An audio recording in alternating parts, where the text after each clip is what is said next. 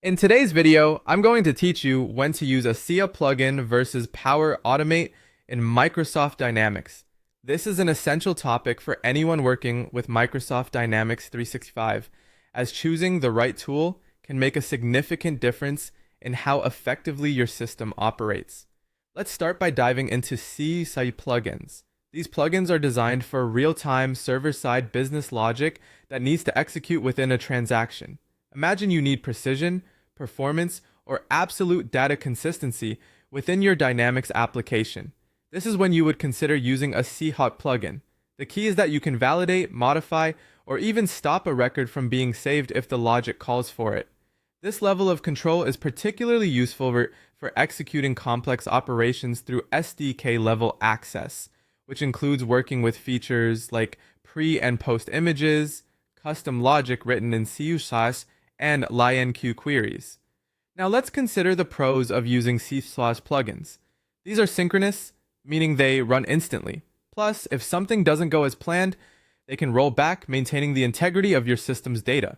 They're high-performing, secure, and seamlessly integrate with the Dataverse SDK, making them a robust choice for critical tasks. However, it's essential to note the cons. You need to have simplifies development skills to create and manage these plugins, which makes them a bit harder to maintain and redeploy. Debugging and setting up logging also require a more technical approach, so keep this in mind if you're considering this route for your solutions. SIA plugins are best suited for complex, critical logic, such as enforcing strict business rules, performing detailed calculations, or managing transactions within your system. Moving on to Power Automate, previously known as Microsoft Flow. This tool excels in asynchronous, low-code automation tasks that occur after a record is saved.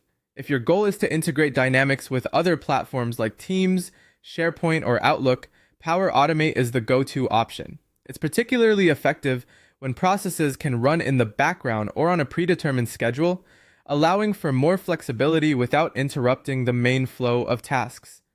One of the biggest advantages of Power Automate is its accessibility to non-developers. It's a no-code tool that's easy to modify, perfect for cross-platform integrations, and offers straightforward monitoring and auditing capabilities. However, it's important to be aware of its limitations. Power Automate is not designed for real-time processing, so it can't interrupt or modify transactions as they happen. This means it's generally slower and less suited to complex debugging or intricate logic. Additionally, it's reliant on available connectors and may encounter API limits depending on your usage.